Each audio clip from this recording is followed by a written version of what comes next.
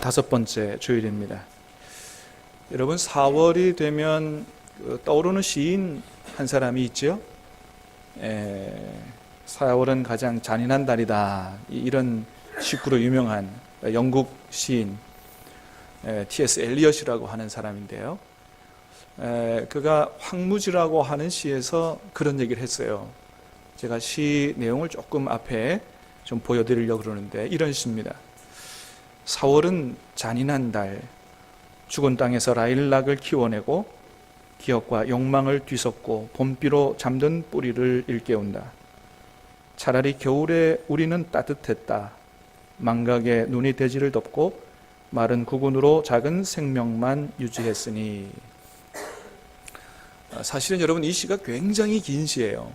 5부로 되어 있는 굉장히 긴 시인데 다 읽을 수가 없어서 앞부분만 읽었는데, 여러분, 왜 이 시인이 4월은 잔인한 달이라고 했을까요? 이거는 이 시가 지어진 그 시대 상황을 포함하고 있기 때문에 그래요. 이 시는 1922년도에 발표가 됐는데 1922년은 1차 세계대전이 끝나고 몇 년 지나지 않은 때예요. 1차 세계대전이 일어나고, 여러분, 이제 끝나고 나면 그 상황이 어떻겠어요? 사회적 상황, 사람들의 마음의 상황이 완전히 황무지처럼 황폐해져 있을 그런 당시의 상황을 얘기하는 그런 시가 이 시인데, 여러분, 그 당시의 상황에 맞지 않게, 여러분, 계절적으로 보면 4월은 어떤 계절이죠? 모든 만물이 하나님의 은혜 가운데 생명의 복을 얻어서 힘을 얻고 힘차게 뭔가 일어나고 살아나는 그런 때잖아요. 근데 이런 4월에 비추어 볼 때 자신들의 삶의 상황은, 사회적 상황은, 그들의 마음의 상황은 그렇지 않다는 거예요. 완전히 황폐화되어 있고 황무지와 같이 되어 있어서 이런 상황 속에서 뭔가 삶의 열매를 맺고 꽃을 피우고 살아내야 될 이런 자신들의 상황을 봤을 때는 4월은 너무 잔인한 달처럼 느껴진다. 이런 게 바로 이 시의 의미라고 생각이 돼요. 이 시를 보면 어쩌면 이 시가 2017년에 우리 대한민국의 현실을 보여주는 건 아닌가 하는 생각을 해보게 됩니다. 사실은 박 전 대통령이 당선될 때 모든 국민이 얼마나 큰 기대를 했어요. 드디어 우리나라도 여성을 대통령으로 선출할 수 있는 이런 위대한 나라가, 수준 있는 나라가 됐구나. 역사의 길이 남을 그런 훌륭한 대통령이 되기를 바랐지만은 결국은 구속이 된 채로 우리 대한민국은 4월 달을 맞이하게 됐습니다. 5월 달에 새로운 대통령을 뽑지만 여전히 전 국민의 지지와 존경을 한 몸에 받으면서 이 나라의 미래를 짊어지고 갈 그런 훌륭한 위대한 사람은 별로 보이지 않는 이때, 사상 최저의 출산율, 또 이 나라의 미래를 짊어지고 갈 우리 청년들은 이 취직난으로 2%의 합격률을 바라보고서 거기에 목숨 걸고 공무원 준비 시험을 해야 되는 이런 모습들, 중국의 사드 보복, 일본의 위안부 문제로 정치는 세계 정세에 표류하고 있고, 이런 모든 상황 속에서 국민들의 정서는 황폐해져 있는 이런 대한민국의 4월은 참 잔인한 달이 아닌가, 그런 생각을 해보게 됩니다. 그러나 사랑하는 여러분, 그럼에도 불구하고 우리 그리스도인들은 이 나라를 변함없이 사랑하시는 하나님을 바라보고 우리는 소망을 가져야 할 줄로 믿습니다. 사랑하는 여러분, 하나님이 결단코 이 나라를 버리지 않으실 줄 믿습니다. 이 나라를 사랑하실 줄 믿습니다. 다시 변화시켜 세워서 하나님의 꿈을 이루는 일에 세계 열방을 향한 축복의 통로로 사용해 주실 줄 믿습니다. 여러분, 그렇습니다. 우리 하나님은 우리에게 소망을 주시는 분이십니다. 레위기 29장 11절 말씀을 한번 같이, 예레미야 29장 11절 말씀을 한번 같이 읽어보겠습니다. 시작. 여호와의 말씀이니라. 너희를 향한 나의 생각을 내가 아나니 평안이요 재앙이 아니라 너희에게 미래와 희망을 주는 것이니라. 아멘. 예레미야 29장의 말씀은 남유다가 멸망하는 그 시기에 주어진 말씀이에요. 지금 나라가 멸망하는 때예요. 그런 때도 하나님 뭐라고 말씀하신다고요? 지금 너희 나라가 완전히 기울어서 멸망하는 때이지만은, 그러나 너희를 향한 내 생각은 내가 아는데 평안이요 재앙이 아니라 미래에 희망을 주는 것이다. 나라가 망하는 상황 속에서도 나는 너희의 미래를 주고 희망을 주고자 한다 말씀하시는 거예요. 고린도후서 1장 3절 4절에도 이런 말씀이 있어요. 같이 읽어봅니다. 시작.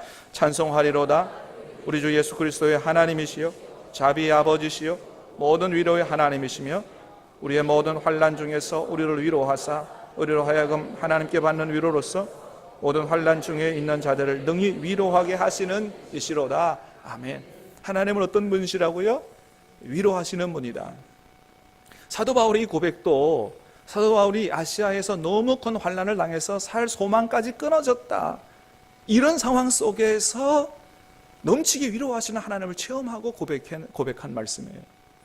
살 소망까지 끊어진 그런 상황이지만 그러나 내가 섬기는 하나님은 어떤 하나님이라고요? 나를 위로하사 나로 새 힘을 얻게 하고 일어서게 하고 다른 사람을 위로하게 하시는 그런 하나님이시다. 그렇습니다, 여러분. 하나님은 우리가 어떤 상황에, 어떤 어려운 상황 가운데 있어도 언제나 우리에게 위로와 소망을 주시고자 하시는 하나님이시다. 할렐루야. 위로와 소망을 주시는 하나님이세요. 여러분, 오늘 본문에서도 보면 하나님께서, 오늘 본문에서 만나는 하나님 어떤 하나님이냐 하면 절망에 빠져 있는 이스라엘에게 소망의 말씀을 주시는 하나님이신 것을 보게 돼요. 자, 1절 2절을 보겠습니다. 오늘 말씀 1절 2절입니다. 시작. 여호와께서 모세에게 말씀하여 이르시되 이스라엘 자손에게 말하여 그들에게 이르라 너희는 내가 주어 살게 할 땅에 들어가서. 아멘. 1절 2절의 중요한 말씀은 너희는 내가 주어 살게 할 땅에 들어가서, 그런 말씀이에요. 이 민수기 15장의 말씀이 왜 주어진 거냐 하면 이게 배경이 민수기 13장 14장이에요 13장 14장에서 무슨 얘기가 있었냐 하면 우리 지난주에 말씀을 들었던 것처럼 이스라엘 백성이 가데스 바네아에서 정탐하고 나서 더 이상 가나안 땅에 못 들어간다, 하나님을 불신함으로 말미암아 패역하고 반역해서 하나님 앞에 징계와 심판을 받았어요. 너희 중에 20세 이상은 절대로 못 들어간다고 얘기했던 20세 이상은 너희 말에 책임을 주고 내가 너의 귀에 들린 대로 해주겠다, 가나안 땅에 못 들어가게 될 거다, 이런 저주의 말씀을, 심판의 말씀을 듣고 난 이후에 또 어떤 사건이 있었냐 하면 실제로 가나안 땅에 가서 정탐하고 온 12명 중에 여호수아와 갈렙 말고는 하나님의 재앙으로 바로 죽었습니다. 지도자들이 죽어버렸어요. 하나님의 심판으로 죽었어요. 그걸 본 나머지 백성들이 너무 슬퍼하면서 아이고 하나님 잘못했습니다, 지금이라도 올라가가지고 우리가 이 땅을 차지하겠습니다, 싸우러 가겠습니다. 모세가 얘기했습니다. 지금은 안 된다. 지금 상태로 하나님이 너희 가운데 안 계시고 너희 안 도와주니 올라가지 말라. 그래도 고집스럽게 올라간다. 그래서 결국은 대패하고 많은 사람들이 죽는 이런 호르마 사건을 보면서 제2세대들, 어린 세대들이 어떤 생각을 했냐 하면 우리 아버지 세대도 못 들어가요, 지도자들도 다 죽었어요, 지금 전쟁에서 패했어요, 정말 이러다가는 가나안 땅에 못 들어가겠다라고 하는 절망에 완전히 휩싸여 있던 때였습니다. 그럴 때 하나님께서 보시고 큰일 났다, 이거 이렇게 내가 반드시 너희 자녀들을 가나안 땅으로 인도한다고 했는데 그 약속을 못 믿고 이런 절망에 빠져 있는 이런 상황 속에서 하나님은 다시 약속의 말씀을 주시면서 소망을 주실 필요를 느끼셨던 거예요. 그래서 주신 말씀이 오늘 말씀 2절에 뭐라 그러신다고요? 너희는 내가 주어 살게 할 땅에 들어간다라고 하는, 반드시 들어간다라고 하는 그런 위로와 소망의 말씀을 주시는 것입니다. 그렇습니다. 사랑하는 여러분, 하나님은 우리에게 소망을 주시는 하나님이신 줄로 믿습니다. 여러분, 그러므로 하나님, 소망을 주시는 하나님을 붙들고 하나님의 약속의 말씀을 붙들고 사는 자에게 정녕 미래가 있겠고 소망이 끊어지지 아니할 줄로 믿습니다. 우리는 하나님 붙들고 소망을 가져야 되는 거예요. 자, 그렇게 하나님은 이스라엘 백성에게 미래에 대한 소망을 주시면서 오늘 말씀 가운데 무슨 말씀을 주시냐 하면 예배에 관한 말씀을 주십니다. 오늘 읽은 말씀, 예배에 관한 말씀. 자, 3절, 4절, 5절입니다. 시작. 여호와께 화제나 번제나 서원을 갚는 제사나 낙헌제나 정한 절기제에 소나 양을 여호와께 향기롭게 드릴 때에 그러한 헌물을 드리는 자는 고운 가루 10분의 1에 기름 4분의 1 흰을 섞어 여호와께 소제로 드릴 것이며 번제나 다른 제사로 드리는 제물이 어린 양이면 전제로 포도주 4분의 1 흰을 준비할 것이요. 아멘. 이스라엘에게 소망을 주시면서 예배에 관한 말씀을 주세요. 여러분, 왜 하나님은 이스라엘 백성에게 소망에 관한 말씀을 주시면서 예배에 관한 말씀을 주셨을까요? 여러분, 그렇습니다. 예배가 곧 소망이요 축복이기 때문에 그렇습니다. 예배가 곧 소망이요 축복이다. 사랑하는 여러분, 예배의 자리가 곧 소망의 자리요 축복의 자리인 줄로 믿으시길 바랍니다. 왜 예배가 우리에게 소망이 되고 축복의 자리가 되는 것일까요? 여러분, 첫 번째는 예배는 하나님을 만나는 자리이기 때문에 그렇습니다. 예배는 하나님을 만나는, 사랑하는 여러분, 오늘도 주님 앞에 오셨어요? 우리 옆에 있는 분들만 보고 가지 마시고 여러분, 하나님 만나고 돌아가시기를 축복합니다. 예배는 누구 만나는 자리라고요? 하나님 만나는 자리예요. 여러분, 하나님을 만나는 사람마다 소망을 가지게 되고 그 인생이 놀랍게 변화되게 될 줄로 믿습니다. 여러분, 우리가 인생을 살면서 참 좋은 사람, 어떤 사람을 만나냐에 따라서 우리 인생이 다 달라지는 것을 경험하지 않습니까? 좋은 사람 한 명만 제대로 만나도요, 그 사람 때문에 내 인생이 달라지는 걸 보게 돼요. 그런 예가 너무나 많죠. 삼중고, 앞도 못 보고 뒤도 못 듣고 말도 못하는 헬렌 켈러, 설리반 스님 한 분 잘 만나가지고 인생이 완전히 변하게 된 것을 보게 되죠. 반면에 사람 하나 잘만 만나가지고 인생이 완전히 낭패돼 보는 것도 우리가 옆에서 많이, 주위에서 많이 보게 됩니다. 여러분, 그래요. 사람 하나만 잘 만나도 인생이 완전히 변하는 거예요. 그러므로 하나님을 만난 사람의 인생이겠습니까? 하나님을 만난 사람의 인생이겠어요? 여러분, 모세는 인생을 정리해야 될 80세에 하나님을 만남으로 말미암아 그의 인생이 어떻게 변했어요? 그냥 한 사람의 노인으로 끝난 게 아니고 이스라엘 민족을 구원하는 위대한 이스라엘 민족의 구원자와 지도자가 된 것을 보게 됩니다. 80세에 만나서 인생이 완전히 변한 거예요. 여러분, 사도 바울은 인생이 어떻게 변했어요? 원래 교회를 핍박하는 사람이고 그러다가는 지옥 갈 사람이었지만은 다메섹 도상에서 살아계신 예수님 만남으로 말미암아 예수님 이후 기독교 역사의 가장 위대한 사도가 되었던 것을 보게 됩니다. 하나님 만나면 사람이 이렇게 변하는 거예요. 성 어거스틴, 하나님 모를 때는 결혼도 하지 않고 사생활을 낳는 아주 방탕하였지만은, 그러나 하나님 만난 다음에 기독교의 위대한 신학자가 되고 성 어거스틴이 된 것을 우리가 잘 알고 있습니다. 여러분, 그렇습니다. 예배의 자리는 그 누구와도 비교할 수 없는 누구를 만나는 자리냐? 존귀하신 분, 최고의 VIP, 위대하신 창조주 하나님을 만나는 자리가 바로 예배라는 자리예요. 사랑하는 여러분, 다시 한번 축복합니다. 오늘 이 예배 자리에서도 여러분 그냥 왔다 그냥 가지 마시고 다 살아계신 하나님 만나고 돌아가시기를 축복합니다. 특별히 여러분을 변함없이 사랑하시는 하나님, 여러분에게 새 힘을 주시는 하나님, 어떤 상황 속에서도 여러분에게 소망을 주시는 하나님 만나고 하나님 주시는 소망을 얻고 돌아가시기를 주님의 이름으로 축복합니다. 이 예배의 자리가 얼마나 큰 축복의 자리인지 몰라요. 두 번째, 예배는 죄를 용서받는 자리이기 때문에, 죄를 용서받는 자리. 여러분, 하나님은 우리의 죄를 용서해 주시기를 원하세요. 우리 죄를 용서해 주시고 새롭게 살도록 새로운 출발을 하기를 원하시는 하나님이세요. 특별히 하나님은 우리의 죄를 어디에서 용서해 주시기를 원하냐 하면 예배의 자리에서 용서해 주시기를 원하세요. 여러분, 그래서 우리가 성경에 보면 하나님께서 처음 이 예배에 관한 이 제사법에 대한 말씀을 레위기에서 주실 때 5대 제사를 주셨는데, 곡식으로 드리는 소제만 빼고 번제, 화목제, 속죄제, 속건제, 동물의 피로 제사를 드리는 모든 제사는 어떤 기능이 있도록 했느냐 하면 죄 용서를 받는 기능이 있도록 하셨어요. 그러니까 예배를 통해서 반드시 죄 용서를 받도록 하나님께서 그렇게 설계를 해 놓으신 거예요. 여러분, 그렇습니다. 하나님은 오늘도 하나님 앞에 예배 드리러 온 여러분들의 모든 죄를 용서하시고, 그리고 여러분이 주님 안에서 새로운 삶을 살기를 원하시는 그런 은혜의 하나님이신 거예요. 사랑하는 여러분, 오늘 여러분 하나님 앞에 와서 우리 모든 죄를 참여했는데 진심으로 하나님 앞에 잘못했다고 용서해달라고 진심으로 회개한 그런 모든 분들의 죄를 하나님이 다 예수님의 보혈로 씻기시고 용서해 주신 줄로 믿으시기를 바랍니다. 진심으로 회개했다면 용서해 주셨어요. 더 이상 생각하지 마시기를 바랍니다. 하나님이 기억하지 않는다고 그랬어요. 여러분, 세상에서는 죄를 짓게 되면 죄의 대가를 치르더라도 뭐가 남아요? 전과가 남습니다. 빨간 줄이 남아요. 그러나 하나님은 어떻게 하신다 그랬냐 하면 우리의 모든 죄를 도말하신다 그랬어요. 도말은 뭡니까? 페인트 칠로 완전히 칠해서 흔적도 없이 깨끗이 하신다는 거예요. 하나님이 기억하지 않으신다는 거예요. 흔적이 안 남는다는 거예요. 그래서 지난 과거의 모든 죄와 허물은 완전히 청산하고 새로운 삶을 살라고 하나님 우리에게 기회를 주시는 것입니다. 할렐루야. 그래요, 여러분. 예배 자리가 얼마나 복된 자리냐. 우리가 지난날의 모든 잘못들을 다 해결받고 새롭게 인생을 출발할 수 있는 그런 놀라운 축복의 자리가 예배의 자리인 것입니다. 세 번째는 예배는 복을 받는 자리이기 때문에 그렇습니다. 자, 우리 출애굽기 20장 말씀을 한번 같이 읽어보겠습니다. 시작. 내게 토단을 쌓고 그 위에 내 양과 소로 내 번제와 화목제를 드리라.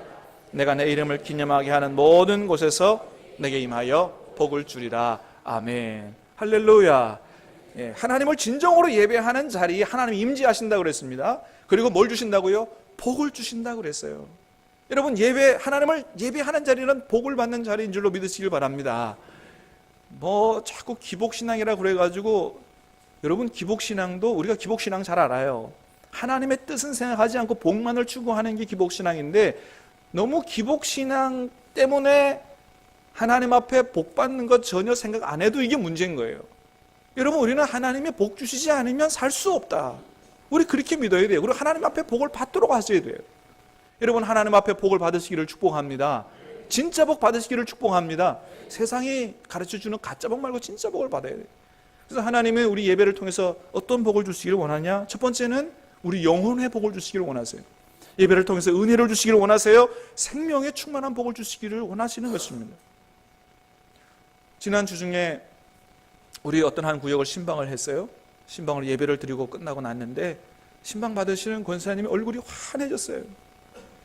그러면서 하시는 말씀이 뭐냐 하면 이 말씀이 꼭 내게 주시는 말씀이라는 거예요. 무슨 얘기예요? 은혜 받았다는 거죠. 하나님 내게 말씀하시는 하나님의 음성을 들었다는 거죠. 그렇습니다. 여러분, 예배를 사모하고 하나님 앞에 예배를 잘 들으면 말씀을 통해서 내게 주시는 음성을 듣고 은혜를 받는 거예요. 말씀을 받으면 뭐예요? 새 힘을 얻는 거고, 새 힘을 얻으면 얼굴이 환해지는 것이죠. 사랑하는 여러분, 예배를 통하여 여러분, 하나님의 말씀을 통하여 여러분, 하나님 여러분에게 말씀하신 하나님의 음성을 듣고 은혜 받으시기를 주님의 이름으로 축복합니다. 그렇게 예배를 통하여 하나님을 우러러보고 앙망하는 자에게 하나님은 새 힘을 주신다고 말씀하셨어요. 잘 아는 말씀 이사야 40장 31절. 오직 여호와를 앙망하는 자는 새 힘을 얻으리니 독수리의 날개치면 올라감 같을 것이요 다른 박질하여 해도 곤비치 아니하겠고 걸어가도 피곤치 아니하리로다. 하나님을 앙망하는 자, 예배를 통하여 하나님을 앙망하는 자, 새 힘을 주시겠다는 거예요. 그래서 예배 한번 잘 드리고 나면 우리 영혼의 기쁨과 은혜가 충만하고 새 힘을 얻게 되고 들어올 때와 나갈 때가 다르게 되는 것이죠. 사랑하는 여러분, 오늘 여러분 들어오실 때와 나갈 때가 완전히 180도 달라질 수 있게 되기를 축복합니다. 이런 은혜가 매 주일마다 있게 되기를 주님의 이름으로 축복합니다. 하나님은 우리에게 그런 은혜와 생명의 축복을 주시는데 그것만 주시느냐? 아니에요. 물질적인 축복도 주세요. 예배 잘 드린 자에게 물질의 축복도 주신다는 거예요. 대표적인 예가 누구예요?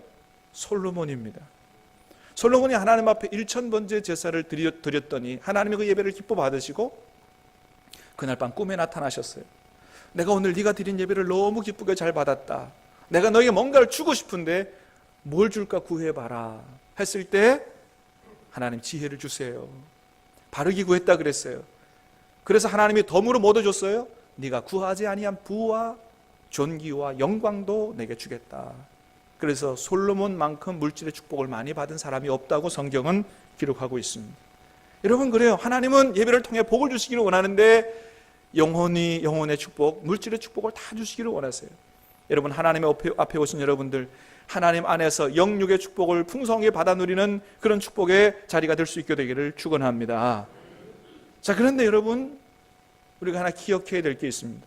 이렇게 놀라운 은혜와 축복을 받는 이 예배의 자리, 근데 이것은 그렇게 되기 위해서는 전제가 있다는 거예요. 어떤 전제가 있느냐? 우리 예배가 정말로 하나님이 기뻐하시는 예배가 될 때, 그럴 때 이런 은혜와 복이 주어지는 거지, 내 마음대로 내 편의대로 그렇게 예배를 막 드리고서도 그런 복을 기대하는 것은 넌센스다라고 하는 것입니다. 여러분, 우리는 성경을 통해서 하나님이 예배를 얼마나 중요하게 생각하시고, 그래서 예배를 잘 드린 자에게는 넘치는 복을 주시지만 예배를 경시하고 예배를 잘못 드리는 사람에게 얼마나 하나님이 무섭게 대하시는가도 우리가 성경에서 분명히 보게 돼요. 우리 이 말씀도 잘 봐야 됩니다. 레위기 10장에서 아론의 아들 나답과 아비후는 하나님 앞에서 하나님이 명령하시지 않는 불을 담아다가 자기들 마음대로 예배를 드리다가 예배하는 자리에서 심판을 받아 즉사했다라고 하는 말씀이 기록되어 있어요. 여러분, 하나님은 결단코 경홀히 여김을 받으시는 하나님이 아니신 거예요. 여러분, 사울왕 한 번은 하나님께 총애를 받아서 이스라엘 왕으로 선택을 받았지만 예배 한 번 잘못 드림으로 말미암아 사울왕은 하나님 앞에 버림받았던 것을 보게 됩니다. 블레셋 군대가 쳐들어오자 마음이 급했어요. 하나님의 도움도 받아야 돼요. 그래서 예배를 집례할 사무엘이 안 오자 사울왕은 자기가 예배를 집례해서 드려버렸습니다. 나중에 사무엘이 와서 그럽니다. 아니 왕이여, 어찌 하려고 이렇게 예배를 마음대로 드렸냐고 얘기하니까 사울왕이 뭐라고 얘기합니까? 아니, 당신이 오는 시간에, 온다고 하는 시간에도 안 오고 지금 블레셋 군대는 막 쳐들어오고 하나님의 도움을 받아야 되는데, 그래서 내가 부득이하여 예배를 드릴 수밖에 없었습니다. 그렇게 대답을 합니다. 여러분, 지금 상황을 생각해 보세요. 예배 집례할 사무엘이 안 왔어요. 지금 블레셋 군대는 막 쳐들어와요. 하나님의 도움은 필요해요. 여러분, 이런 상황 속에 있으니까 그저 나라도 하나님 앞에 예배를 집례해서 아무래도 그냥 예배를 집례해서 이렇게 드리면 되는 거 아니겠어요? 근데 아니라고 하는 것입니다. 그러면 안 된다고 하는 거예요. 하나님은 하나님이 원하시지 않는 대로 드리는 예배, 급하다고 자기 마음대로 드리는 예배, 더더군다나 예배를 자신의 목적을 이루기 위하여 수단으로 이용하는 예배를 절대로 하나님은 용납할 수 없다고 하는 것입니다. 여러분, 예배는 하나님을 영화롭게 해드리기 위해서 드리는 거예요. 나를 위해 드리는 게 아니고 하나님을 영화롭게, 하나님을 기쁘시게 하기 위해 드리는 거예요. 그래서 내 마음대로, 내 방식대로, 또한 내가 무엇을 얻기 위해서, 내 목적을 이루기 위해서 드리는 예배는 하나님께서 원하시는 예배, 그건 안 된다는 것입니다. 그래서 예배 한 번 잘못 드렸다가 사울왕은 하나님 앞에 버림받았다는 것이 성경에 기록되어 있습니다. 여러분, 가인의 예배도 마찬가지예요. 여러분, 가인이 예배 안 드린 게 아닙니다. 예물을 준비해서 하나님 앞에 예배를 드렸어요. 근데 하나님이 예배를 안 받으셨다고 그랬습니다. 예배를 안 받으셨으니까 하나님 앞에 예배 드리고서도 은혜를 받지 못했습니다. 은혜 받지 못했으니까 심령이 황폐해졌어요. 집에 가서 동생을 죽였습니다. 왜? 가인은 예배를 드렸음에도 불구하고 그런 은혜를 받지 못했을까요? 여러분, 가인은 하나님 중심의 예배자가 아니고 자기 중심의 예배자였기 때문에 그렇습니다. 여러분, 성경에 보면 하나님이 가인의 예배를 안 받자 가인의 안색이 변했다 그랬습니다. 여러분, 만일 하나님께서 오늘 나타나셔서 야, 내가 너가 드리는 예배 오늘 기뻐하지 않아, 내가 안 받을 거야, 그러면 우리가 어떤 자세를 취해야 되죠? 하나님, 죄송합니다. 하나님, 어느 안전이라고 내가 예배를 이렇게 드렸어요. 죄송합니다. 회개하고 앞으로는 하나님께서 기뻐 받으실 예배를 잘 드리겠습니다. 이렇게 해야 될 텐데 가인은 어땠다고요? 안색이 변했다는 거예요. 무슨 얘기예요? 불쾌하다는 것입니다. 아니, 내가 예배를 드렸는데 하나님이 안 받아요? 누구 중심의 예배자예요? 이건 자기 중심의 예배자예요. 여러분, 우리는 예배를 하나님 중심으로 하나님께서 기뻐하시도록 드려야 되지, 내 마음대로, 내 편의대로 내가 이렇게 했는데 하나님이 기뻐하시지 않아? 불쾌해. 안 된다는 것입니다. 여러분, 우리가 하나님을 정말로 하나님으로 그렇게 모시고 하나님 기뻐 받으시는 예배를 잘 드릴 때 하나님이 그 예배를 기뻐 받으시면서 우리에게 은혜와 복을 주시는 것이지, 하나님께서 기뻐 받으실 예배, 하나님께 드리는 예배를 여러분 가벼이 여기는 사람의 그 예배를 절대 하나님이 받지 않으신다, 그런 것입니다.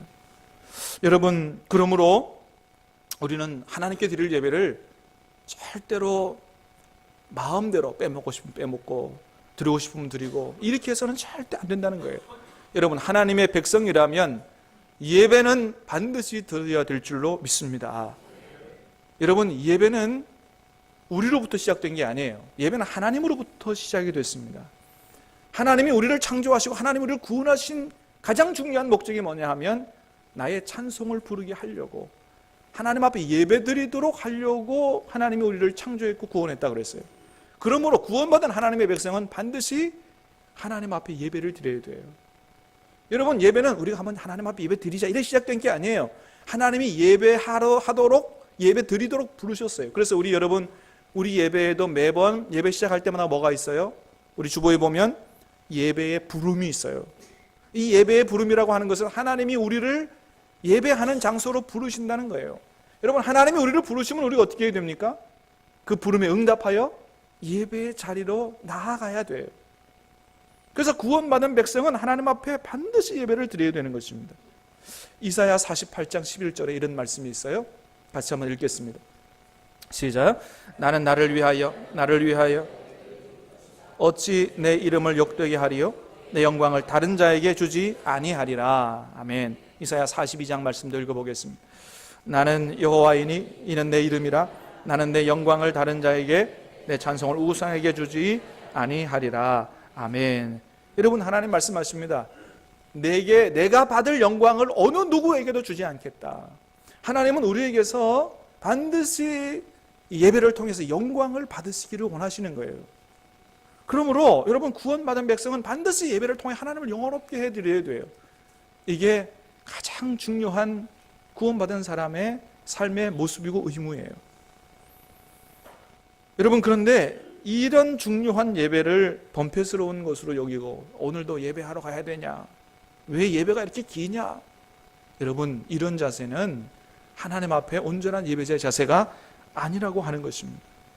그러므로 우리가 정말로 이 예배가 하나님께서 기뻐 받으시는 예배가 되고 하나님이 기뻐하셔서 이런 놀라운 축복을 주시는 예배가 되기 위해서는 여러분, 우리가 이렇게 예배를 드려야 돼요. 첫 번째는 여러분, 예배를 여러분 마음대로 빼먹지 마시기를 바랍니다. 여러분, 예배 빼빼로 아닙니다. 예배 쫀득이 아니에요. 마음대로 빼먹지 마세요. 빼먹어도 누가 드셔야 돼요? 하나님께서. 여러분, 주일 예배는 단순히 한 시간의 의식이나 봉사가 아니에요. 아주 굉장히 중요한 의미가 있는데, 우리가 주일날 다른 거 안 하고 여기 와서 예배 드리는 것은 그건 뭐를 시인하는 거냐 하면, 나는 예수 그리스도의 십자가의 보혈로 구원받은 영원한 하나님의 백성입니다 라고 하는 것을 내가 내 스스로 시인하는 것입니다. 나는 하나님 앞에 와서 드릴 예배를 반드시 드린다는 것은, 나는 아무리 다른 중요한 일이 있어도, 많은 돈을 벌 일이 있어도 나는 그걸 포기하고 예배를 드린다고 하는 것은, 나는 예수님 안에서 하나님과 언약 맺은 영원한 하나님 나라 백성입니다 라고 하는 사실을 자기 스스로가 고백하고 인정하는 거예요. 그리고 그 예수님 안에 맺은 언약을 내가 계속해서 앞으로도 주님 앞에 이런 맹세, 하나님 백성으로 살겠습니다라고 하는 것을 맹세하는 거요. 그 언약을 갱신하는 시간들이 바로 주일 예배 시간이라고 하는 것입니다. 여러분, 그렇습니다. 구원받지 않은 사람은 절대로 예배드리지 않습니다. 그러나 구원받은 사람은 어떠한 경우에도 예배를 생명처럼 여기고 주님 앞에 드리며 나는 하나님의 백성임을 시인하고 맹세하는 그런 시간이 바로 예배 시간인 거예요. 여러분, 그러므로 여러분, 예배를 빼먹는 것은 주님과 맺은 언약을 가벼이 여기는 것입니다. 그래서 정말로 구원받은 하나님의 백성은 예배를 생명처럼 여기는 거예요. 두 번째는 여러분, 예배 늦지 마시기를 바랍니다. 너무 중요한 거예요. 조금 늦으면 어때? 아니에요. 여러분, 하나님은 온전한 예배를 받으시기를 원하세요. 앞에 10분 빼먹은 예배, 온전한 예배 아닙니다. 나중에 가서 축도만 받으면 되지, 하나님께서 받으시는 예배가 뭔지를 잘 모르시는 것입니다. 여러분, 우리는 마음만이 아니고 시간적으로도 잘 준비해서 온전한 예배를 드려야 돼요. 그럴 때 하나님은 예배를 기뻐 받으시고 복을 주시는 것입니다. 여러분, 세 번째는 하나님께 드릴 예물도 잘 준비하시길 바랍니다. 많이 헌금을 준비하라는 게 아니에요. 여러분, 하나님은 많은 돈을 원하시지 않아요.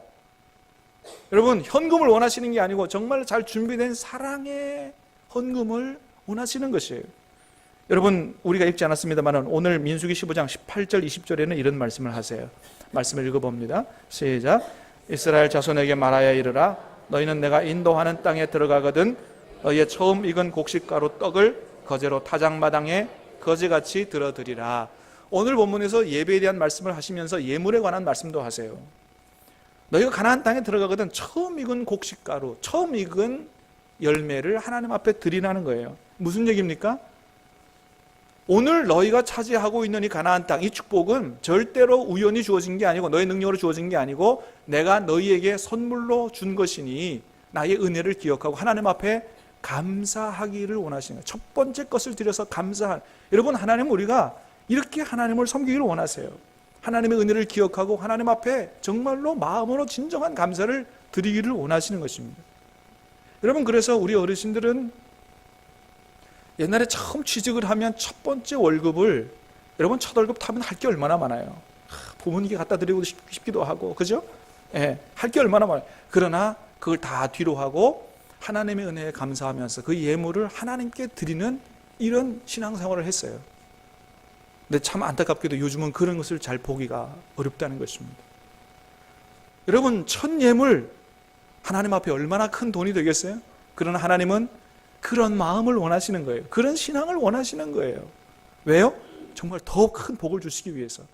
여러분, 잠언 3장에는 하나님이 이렇게 말씀하십니다. 같이 말씀을 읽어보겠습니다. 시작. 내 재물과 내 소산물의 처음 익은 열매로 여호와를 공경하라. 그리하면 내 창고가 가득히 차고 내 모든 포도즙틀에 새 포도즙이 넘치리라. 아멘. 사랑하는 여러분, 우리에게 필요한 모든 영육의 복은 하나님께로부터 오는 줄로 믿습니다. 우리 이걸 믿어야 돼요. 하나님께서 주셔야 된다. 여러분, 그래서 우리는 다른 것도 그렇지만 물질에 관해서는 하나님 앞에 우선순위를 정확하게 정해야 됩니다.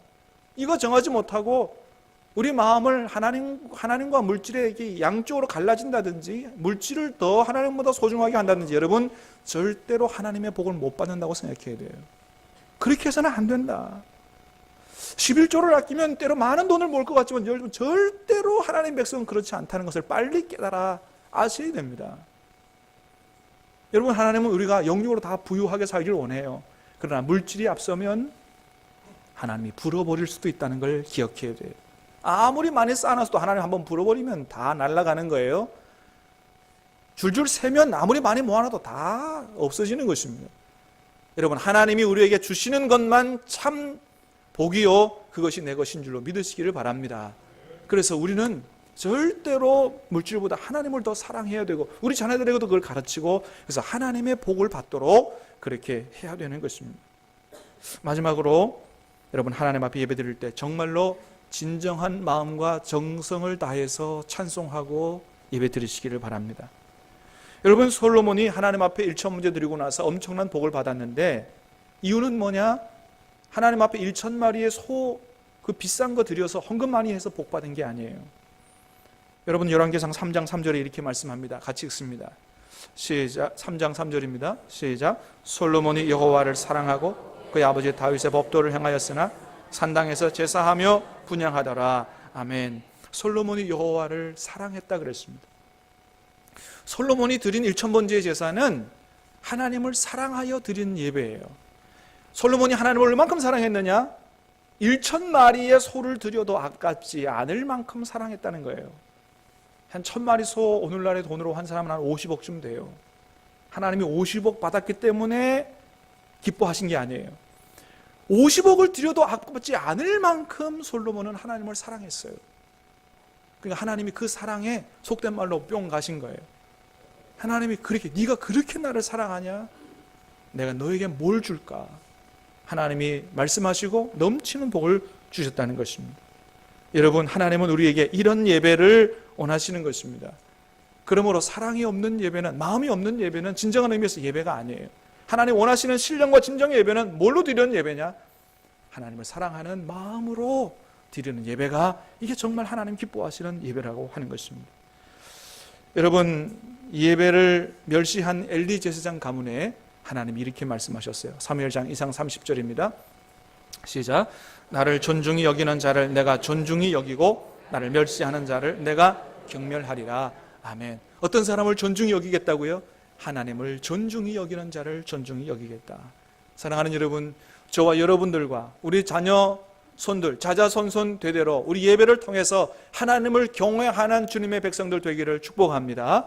하나님을 존중히 여기고 하나님을 영화롭게 하며, 그래서 하나님께서 정말로 우리를 귀하게 보시고 하나님 주시고 싶어 하시는 영육의 복을 다 충분하게 부어주시는 그런 가정, 그런 가문이 될 수 있게 되기를 다시 한번 주님의 이름으로 축복합니다. 하나님 오늘 말씀하십니다. 예배의 자리가 소망의 자리다. 예배의 자리가 축복의 자리다. 어떤 자리보다 이 예배의 자리를 사랑하고 소망하는 저와 여러분 될 수 있게 되기를 간절히 바랍니다. 같이 찬송하고 기도하도록 하겠습니다. 예배합니다. 찬양하겠습니다.